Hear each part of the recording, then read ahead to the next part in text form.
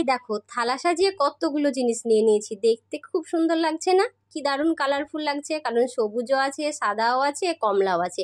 আমি এখানে নিয়ে নিয়েছি মটরশুঁটি, ফুলকপি, গাজর, আর নিয়ে নিয়েছি নারকেল, আদা, আলু, আর নিয়ে নিয়েছি কাজু কিশমিশ। আমি আজকে বানাবো চিড়ের পোলাও, তার জন্য চিড়েটাকে ভালো করে ধুয়ে জল ঝরিয়ে নিয়েছি, কারণ জল থাকলে এখানে ঠিকঠাকভাবে হবে না, চিড়েগুলো আগেই গলে যাবে।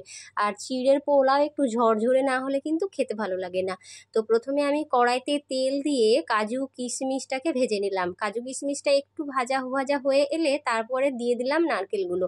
নারকেলটাকেও আমি ভালো করে পাতলা পাতলা করে কেটে নিয়েছিলাম, যাতে তেলে ভাজলে যেন খেতে ভালো লাগে, একটু মুচমুচে কুড়মুড়ে হয়। কুড়মুড়ে জিনিস কিন্তু আমাদের খেতে বেশি পছন্দ হয়।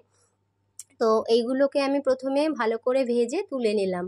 তারপরে দিয়ে দিলাম আর একটু তেল, আর আমি এখানে সয়াবিন তেল ব্যবহার করেছি। তারপরে তাতে আদা কুচিয়ে রেখেছিলাম সেটা দিয়ে দিলাম, আর দিয়ে দিলাম দুটো কাঁচা লঙ্কা। কাঁচা লঙ্কা আমি এখানে বেশি ব্যবহার করব না, কারণ বেশি ঝাল হয়ে গেলে কিন্তু খেতে ভালো লাগবে না। আর তারপরে দিয়ে দিলাম ফুলকপিগুলোকে আগে একটু ভালো করে ভাজা ভাজা করে কিন্তু একটু নেড়ে নেব। ফুলকপিটা একটু ভাজা ভাজা হলে দেখবে একটা আলাদা ফ্লেভার আসে, খেতেও ভালো লাগে। আর তারপরে আমি দিয়ে দিলাম গাজর, আর এগুলোই আমি সমস্তটাই কিন্তু ডুমো ডুমো করে কেটেছিলাম। ফুলকপিটাও কিন্তু খুব পাতলা করে কেটেছিলাম, যাতে সহজেই সেদ্ধ হয়ে যায়। আর আলুটাও ডুমো করে কেটেছিলাম, আলুটা তারপরে দিয়ে দিলাম। আর তার জন্য একটুখানি লাগবে লবণ, কারণ লবণ না দিলে দেখবে কোনো কিছু কিন্তু সেদ্ধ হতে চায় না। তারপরে তাতে দিয়ে দিলাম হলুদ গুঁড়ো। তারপরে কিন্তু ভালোভাবে নেড়ে নেব। আর ভালোভাবে নাড়া হয়ে এলে কিন্তু সেইটা আমি কিন্তু একটু ঢাকা দিয়ে দেব, কারণ এটা সেদ্ধ হওয়ার ব্যাপার আছে।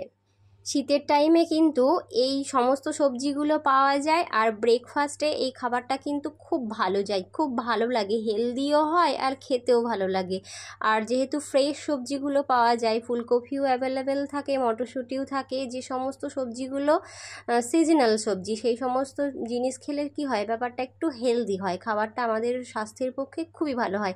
তো আমি দেখো একটু ঢাকা দিয়ে ঢাকনা খুলে জিনিসটা দেখলাম একটু সেদ্ধ হয়েছে কিনা। ঠিকঠাক সেদ্ধ হয়ে গেলে তারপরে তাতে দিয়ে দিলাম মটরশুঁটিগুলো কিন্তু আগে দিলে হবে না, মটরশুঁটিগুলো আগে দিলে কিন্তু জিনিসটা গলে যাবে, জিনিসটা ভালো লাগবে না, তাই মটরশুঁটিগুলো একটু রোস্টেড হলে ভালো হয়। তো তারপরে আমি দিয়ে দিলাম মটরশুঁটি, তারপরে ধুয়ে রাখা চিড়েটা দিয়ে দিলাম।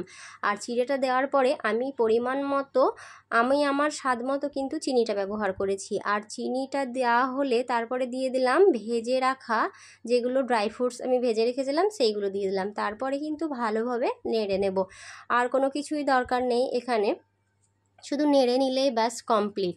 তারপরে দেখো থালাতে আমি কিন্তু সার্ভ করার জন্য তুলে নিলাম, আর দেখতে যেমন সুন্দর হয়েছিল, খেতেও কিন্তু দারুণ হয়েছিল।